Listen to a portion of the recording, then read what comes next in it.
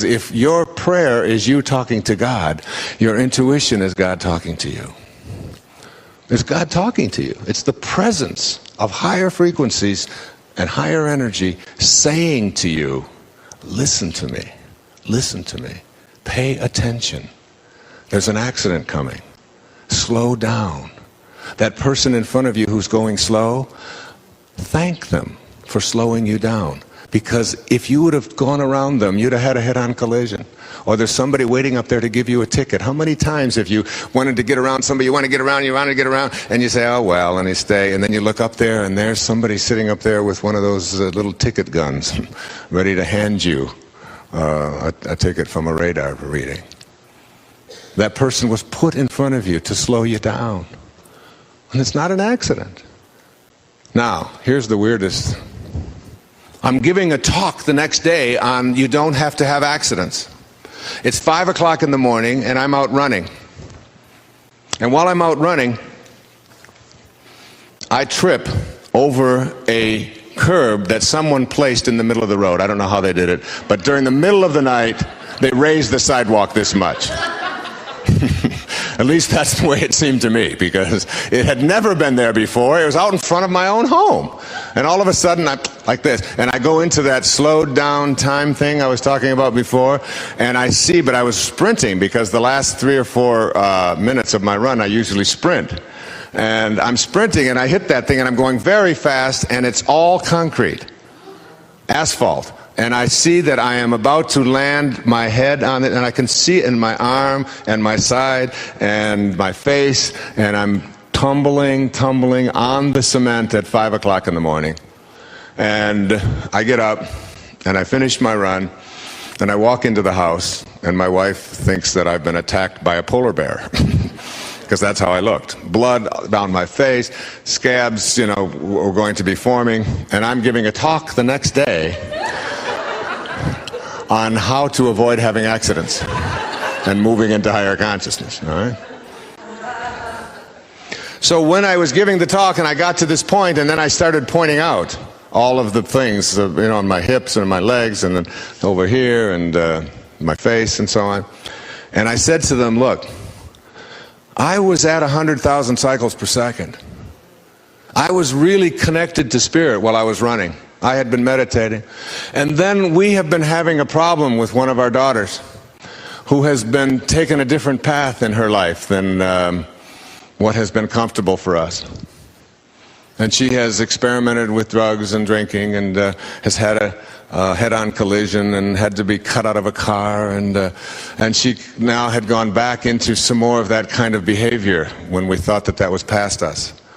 And I was running and I was thinking about her and worried about her and consumed with fear for her.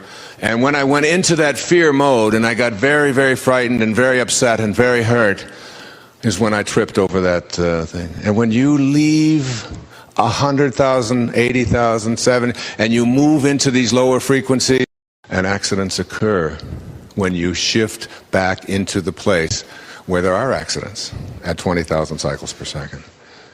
If you can sense yourself in fear, in stress, in shame, in anxiety, in all of these kinds of awarenesses, and move out of them and get yourself back to God, to spirit, to love, to higher and faster energy, you can avoid all of these things. And when they happen, again, take responsibility for them without guilt. Not going around telling myself, I had this accident and I'm being punished and all of that. No. But that I now have the results in my body of this action, and I'm taking responsibility for getting rid of it. And I can't take responsibility for getting rid of it unless I take responsibility for having it. Not with guilt, but with your sense of everything that happens to me, I have something to learn from. Thank you, God. Thank you, God. Thank you for all of these struggles and tough times and accidents to remind me to move and stay in a higher place. The lowest frequencies are the frequencies that we call solid. And as we move out of the solid frequencies, remember that our eyes, our ears, these are the senses that pick up the energy and give us the information. As we move beyond the senses or into the higher senses like sound and light, we're moving into faster energies. So we've got solid, and then we've got this intermediate dimension called sound, and then we've got light, and then ultimately we move into the very fastest and highest frequencies of all, called spirit. And these very high and very fast frequencies are energies, and they are accessed by using your intuition and your insight, and largely through meditation and getting quiet and making conscious contact with God. When you are in rapport with that from which you were intended, when you are in a state of creativity, a state of kindness, a state of love, a state of beauty, a state of receptivity, a state of abundance, when you are in those states of consciousness, you have joined the field from which you originated, and intention and you have become synonymous. And anything that you put your attention on with that rapport has to materialize into the physical world. It has to, because that's how everything is created. And any moment in your life in which you are in a state of anger, hatred, or fear, grief, or anything that is not what the field from which you originally came is like, is a moment in which what you want to attract into your life is impossible. You have a choice. You can either be right and live by your ego, or you can be kind. You can either be angry or you can be love. And at every moment, in 10 Secrets for Success, the 10th secret says, wisdom is avoiding every thought that weakens you. Back in the 18th century, there was a practice in the world called slavery going on. And there was a man named John Newton who was 22 years old, and he was a slave captain, ship captain. And he was bringing a load of human cargo from Senegal in West Africa to South Carolina, 125 human beings, to be sold into slavery in this hideous and nefarious practice that was so widespread in the 18th and early 19th centuries in the world. And John Newton was in the midst of a storm, and he thought he was going to die, and he was going to lose his life and the lives of all of the people on this cargo in the ship. And he took out an envelope, and on this envelope he wrote down the words to a song. He said, "I once was lost, and now I'm found." It's in a moment that we call an epiphany, a moment in which we reach something called siddhi consciousness, a satori, they call it in Japanese, a satori, which is an instant awakening. And he realized in that moment, as he was writing these words to this song down on the back of this envelope, that what he was doing was in violation of the universal mind from which he originated, that it was against the laws of the universe to treat any other human being or any other creatures of life. Now the storm passed, and he survived, but he looked on that piece of paper that he had written these words on, and he turned his ship around, and he went back to Africa, and he released the 125 people that he had in those holds, and he went back to England, and for the next 55 years, until his 77th birthday, he became the most ardent abolitionist in the world, speaking out against the evils of slavery. In one instant, in Zen Buddhism, they say when the student is ready, the teacher will appear. When you have that level of readiness, whatever you need, as it says in A Course in Miracles, if you knew who walked beside you at all times on this path that you have chosen, you could never experience fear or doubt again. It would never be there for you. For those of you who've decided to quit smoking, it will be easy because you will have guidance there for you at every moment that you ever are tempted to go back, or whatever it is that you want to attract into your life. And the words to that song became perhaps the most spiritual song ever recorded. It's called Amazing Grace.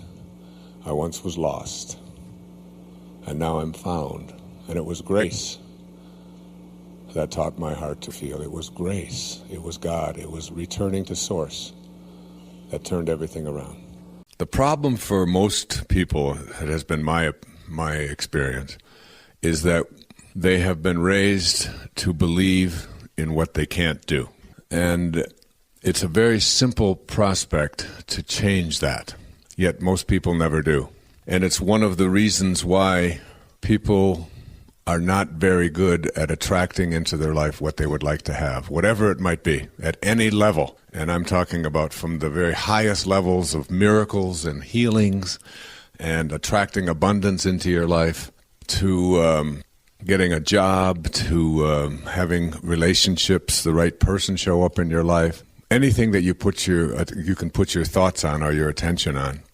I suggest the reason that people don't get the things that they would like to have in their life is because of that very simple principle that they are putting their thoughts or their attention or their energy on what they can't have or what's impossible. And it's a very simple paradigm for me. In the scriptures, there's a line that says, as a man thinketh, so is he. As we think, so shall we be. What we think about is what we become, and so on. It's endless. Emerson's notion that the ancestor to every action is a thought, that everything began with a thought. And it's true of everything that you can think of in your life. Just look at what you're wearing on your feet right now. Somebody had to think about those shoes. Look at the chair that you're sitting on. Just wherever you are, just gaze around and realize that it all started with an idea, with a thought. As St. Paul put it in the New Testament, that which is seen hath not come from that which doth appear. That is, the source of everything in the world is not in the world itself. It's in something invisible, something imaginary, something that is formless, something that has no boundaries, and that is the world of thought, the world of ideas.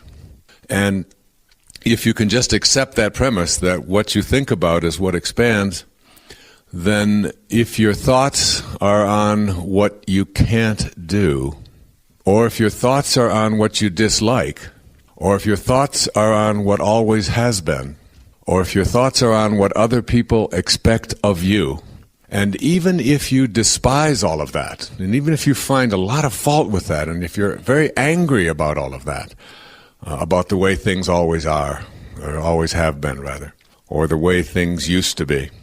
If your energy and your thoughts are on those things that you dislike, then you will attract more of what you dislike into your life. And it's almost as if it's a law of the universe. And that highly functioning people, one of the things that I learned from one of my great mentors, Abraham Maslow, many, many years ago as a doctoral student, is that when someone comes to you and they're looking for help of any kind, never place more than a few moments' attention on the problem. Because if your thoughts are always on, and what you're talking about is always on what is wrong, and what the problem is, you will become an enabler to that person to continue to manifest more of what is wrong and the problem in their life. And that highly functioning people, self-actualizing people that Maslow called them, were people who didn't think about what is, not even what is. And just notice in your life, as you think about this principle of having a mind that is open to everything, think about how many people you run into every day whose thoughts are on the circumstances of their life and who talk about the circumstances of their life. This is what's wrong. This is what I don't have. This is something that I can't seem to get right. I keep having the wrong things show up. We don't have any money. We don't have the right friends. I don't like the way my spouse treats me. My children are always this. Whatever. It's this endless inventory of things that people's minds are occupied with that are on what is. And if you want to know about self-actualization, you have to learn how to take your thoughts off of what is and onto what you intend to manifest with passion. You have to make that shift so that every time you are having a thought that is based upon the circumstances of your life, what always has been, what used to be, or whatever, you shift it. And you make the picture in your mind shift onto something that you intend to create or manifest into your life. So having a mind that is open to everything and attached to nothing is a mind. This came from a man who wrote back in the 10th century in the dialogues of Tilopa and his discourses. And he was a Vedantic scholar who lived in India over 1,000 years ago. And he suggested then in those discourses that a mind that is open to everything is one that has the potential for attracting everything into its life. And a person who doesn't have a mind that is open to everything will attract exactly what it is that they have their attention on. So one of the things that we have to do to create a mind that is open to everything is to look at what it is that we believe is not possible. And then, if you will, rewrite your agreement with reality. Literally rewrite it and have it shift. Think of the people you know who give love in response to negative energy that's directed their way. There aren't very many people who respond lovingly in that situation.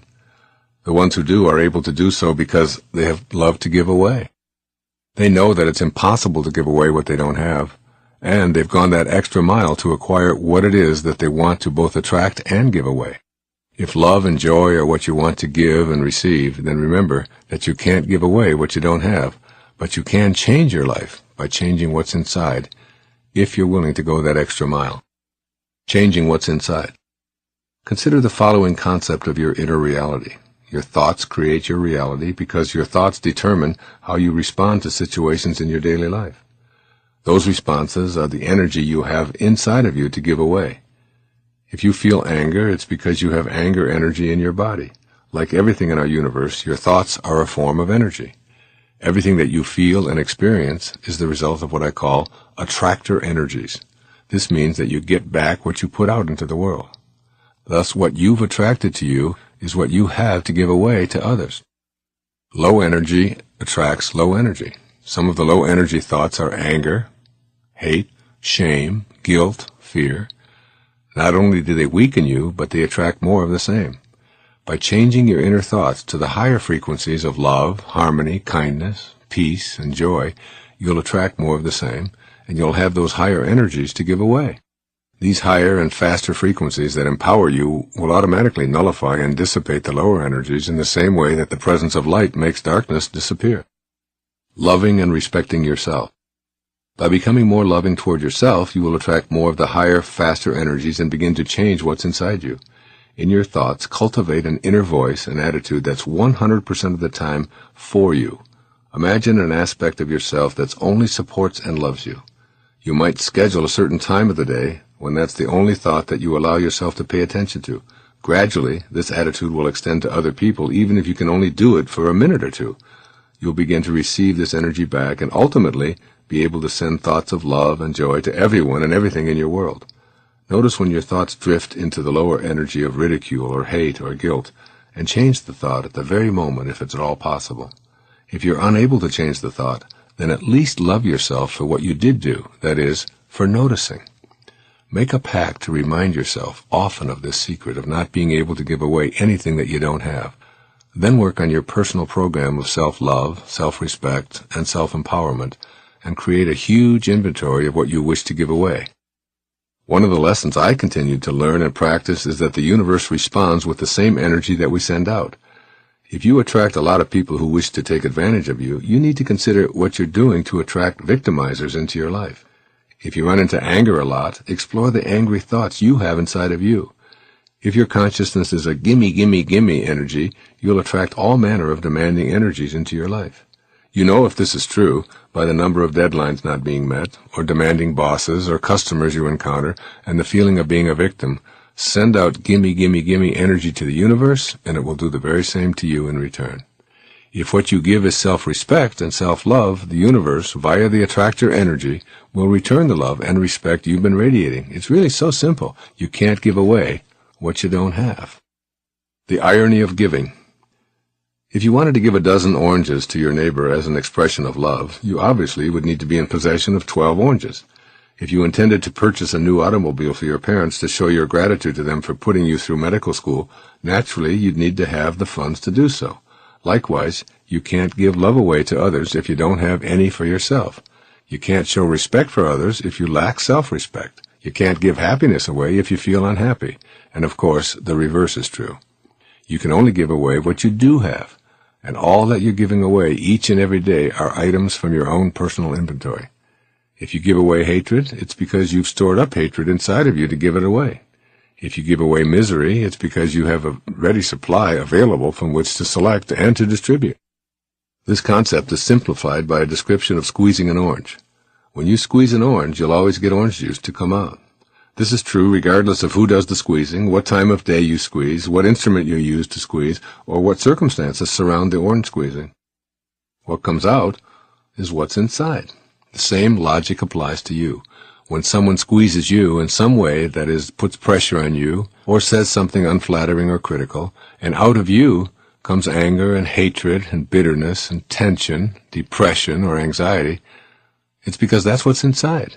The irony is that you can't give away what you don't have because you're always giving away what you do have. If you want to move into the realm of purpose by giving and serving others, ask yourself, what do I have inside? And why have I chosen to store these kinds of energies in me to give away to others? Part of me really knows, more than just believes, but knows that when you're born and when you show up here, your work shows up here with you. It's placed in your heart. And too often we ignore it in the name of fulfilling a destiny that has been laid out for us by other people and so on. So these people that I will be referring to, what I call ancient wisdom, this ancient wisdom came from people who felt something very profound in their hearts that they absolutely knew that they had to express. And it's almost as if you have to find within yourself what it is that you know you are here for and follow that instinct independent of what anybody else out there might think about it, without being objectionable and nasty and recalcitrant and so on, but still having within you this knowing that I have certain music that I have to play. I have certain things that I have to do. And I feel it deeply, and I feel connected to that. And not allowing myself to do it means that I might spend that time. I might get to that place at the end of my life and say, what if it's been wrong? What if I didn't listen to that inner voice? An ancient teacher, his name is Patanjali.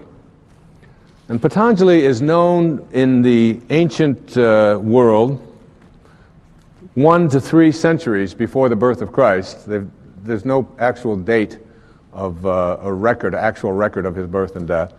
And he was the one who wrote the original Yoga Sutras and wrote a wonderful book that I immersed myself in a few years back called How to Know God. And Patanjali, one of the things that he said to these people, now remember, we're talking about something that's going back maybe 3,500 years or more. And here was this great teacher in the ancient world. And this is one of the things that he said. When you are inspired, the word inspired comes from in spirit. I don't know if you've ever noticed that when you're truly inspired in your life, that is, when you're doing what you know you're here for, everything seems to work. The right people show up. You don't worry about being hungry. You don't worry about being tired. You're not concerned with whether or not anybody's going to like it or not. When you're truly inspired, that is, whether it's cooking or being with your children or writing or composing music or filling out tax forms, whatever it might be, when you feel inspired, everything works. And the reason that everything works is because you have left the material, the physical world, the world of the ego, and you've moved into the world of spirit. And when you move into the world of spirit, into that invisible world, you get connected.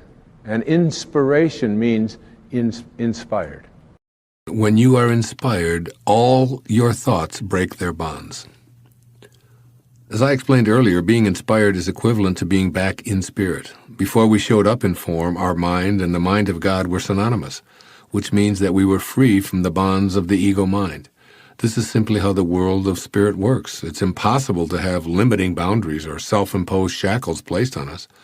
When we're in harmony with the mind of God, we simply don't have thoughts that tell us we can't accomplish something. After all, our thoughts are of a higher energy. Returning to spirit results in a grand sense of being in tune with our uniquely divine purpose. Just imagine being able to go on and on for hours at a time without experiencing fatigue or hunger or thirst or mental exhaustion, all thanks to one factor, the willingness to be back in spirit.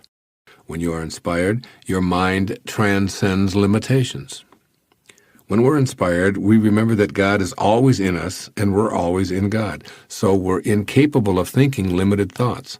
We're transcendent. We've gone beyond the world of boundaries and entered a space of creative knowing. In other words, we surrender. We put ourselves under the guidance and control of our purposeful force.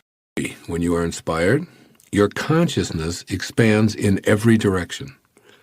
When we're in spirit, every direction is possible for us at every moment because our consciousness happens within our mind.